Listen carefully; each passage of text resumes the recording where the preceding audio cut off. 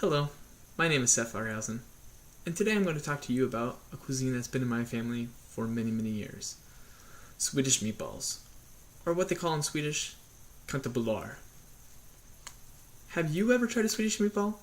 Do you know what a Swedish meatball is?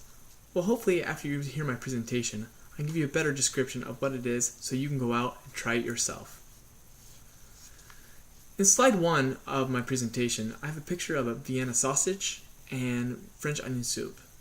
These two pictures show what foods are that are Americanized, not from their national countries.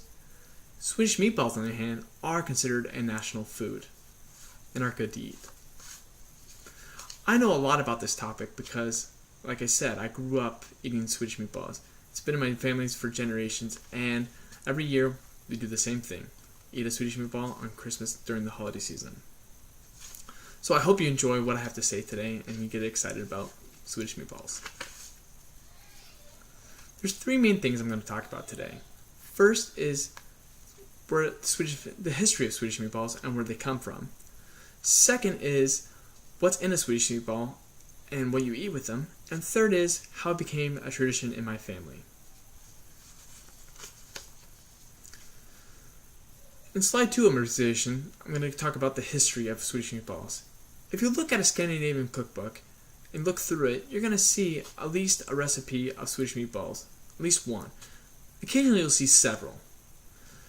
Swedish meatballs were first introduced into the U.S. back in the early 1800s by Scandinavian immigrants that came to the northern Midwest and brought many different styles of Swedish meatball recipes for people to try. In the early 20th century, 1960s and 1950s, Swedish meatballs were a high commodity. Why is this? Well, during that time, only the wealthy could get beef because beef was considered a luxury. So they would actually cost money to get the beef, cost money to ground it up, and then turn it into Swedish meatballs. That's why you only see people have Swedish meatballs normally on special occasions. That's why it's considered a special occasion food, such as Christmas. Next, I'm going to talk about what's in Swedish meatballs and what you eat with it. If you take a look at slide 3 of my presentation, I give a little bit of examples of what's in them.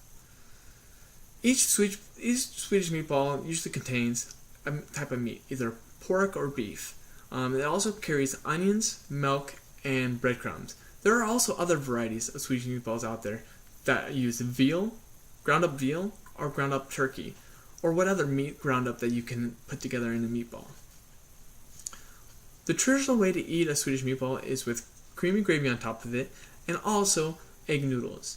There are also other varieties to eat them with. You can either eat them with potato pancakes, boiled potatoes, lingonberries, or even cranberries.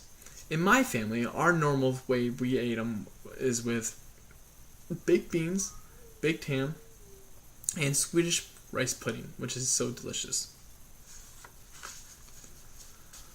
My family tradition, if you take a look at my slide 4 on the PowerPoint, is starts all the way back from my great-grandmother.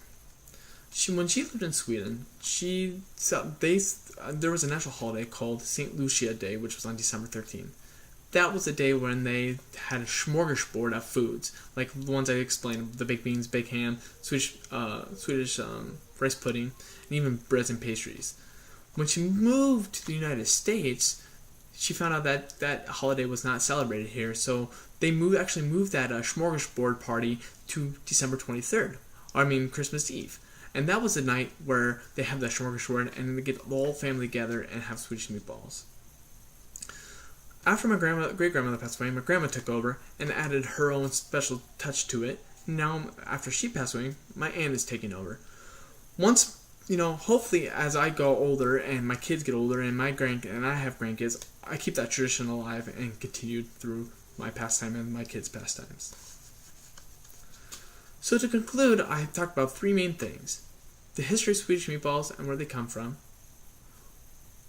what is in a Swedish meatball and what you eat with them, and my traditions and my family values of where Swedish meatballs come from. So just remember, if you want to try Swedish meatballs, it's really easy to do. All you have to do is go on Google, type in Swedish meatballs, and tons of recipes will pop up. And just try them out and see what you think. And, Once you try them, you'll be wanting more. Thank you for your time and have a great day.